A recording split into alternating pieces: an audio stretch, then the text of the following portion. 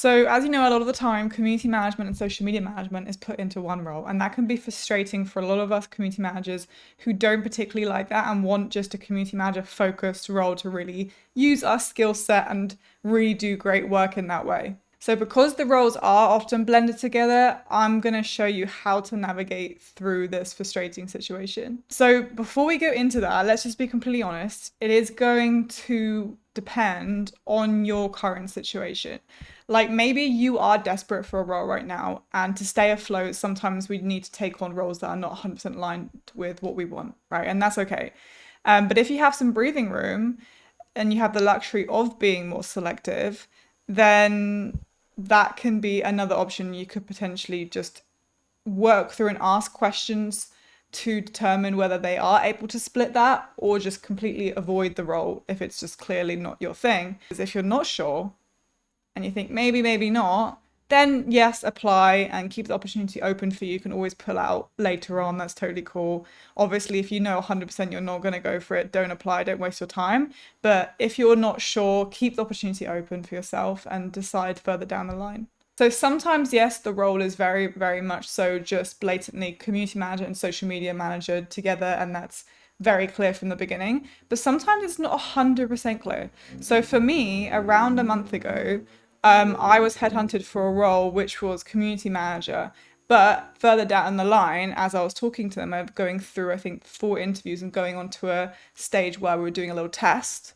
It became clear that they were using terminology like Twitter and kind of going viral, which for us a lot of the time is more associated towards social media management, right? So I asked them simply, is this a social media and community role, or is like in this role, are you looking for this to be both? And to my surprise, I was very much expecting them to be like, yes, it's both. But to my surprise, they were very much like, no, actually, this isn't. It's just because you will work closely with the social media manager. So I wanted to mention this because sometimes it's not 100% clear, and it is just worth clarifying rather than just assuming.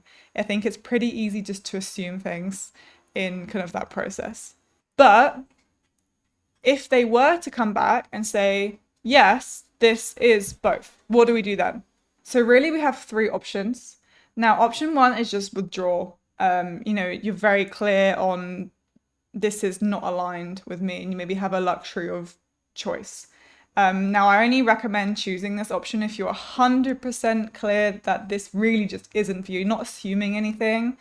And again, you do have that luxury of choice, and you just know that taking this further is you're gonna say no anyway. So that's where I recommend doing that. But if you don't have the luxury of choice right now, then another option is just to go along with it and say, okay, that's fine by me, because you don't want to jeopardize the opportunity.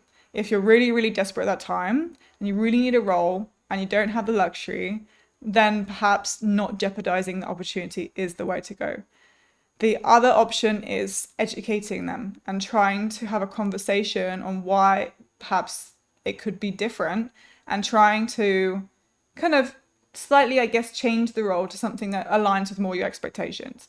Now, I don't always recommend doing that if you are in a very desperate situation, but if you really feel like this does not align with me and I feel like I can really add and work with them, and there's a possibility this could change, then this could be a good route to go down. But just to be clear, the third option, you have to do this proactively, you have to do this positively, you have to do this in the right way to have the best outcome. So how do we navigate that, and how do we get the best outcome out of that? So if you are going to split the role, or try to split the role during the interview process, then here is the step-by-step of how I would do it.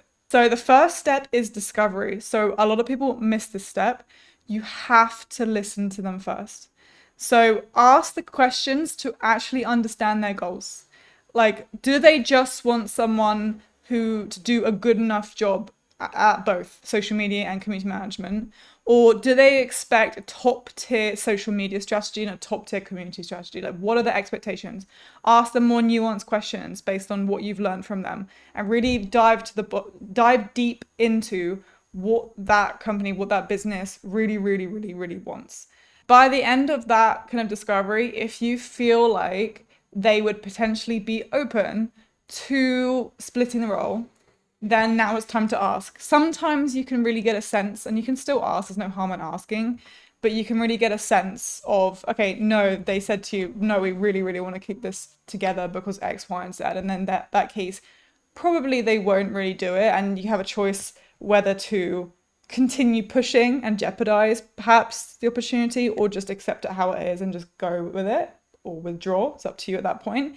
But if you feel like there is perhaps opportunity there to have that conversation, or you're not in a place where you are worried about jeopardizing it and you just want to have that conversation and ask and see where it goes, then that is an option. So asking permission, have you ever considered splitting this role up?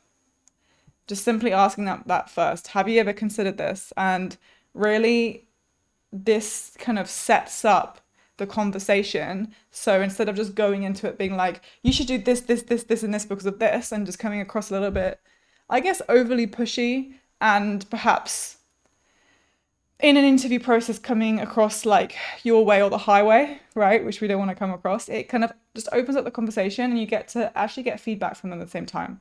So they may answer with a hard no, like if they haven't already. Like, we know exactly where we stand. We don't want to split the role because blah, blah, blah, X, Y, and Z. And there you get to learn why, you kind of, get to know their company, and you can make a decision based on that. Or they might say maybe, but, and address like a specific hesitation or some kind of con that they are imagining if they did split it up. And if they say, no, we've never considered that, then this is your time to really pitch. Now, I would say the maybe and the no, we haven't actually considered that yet, would be pretty good segue to really kind of go into more of a pitch. And by a pitch, I don't mean being really salesy and really unnatural, like still keeping it natural, still having a conversation, still using all the things that we've just discovered and learned from them, right?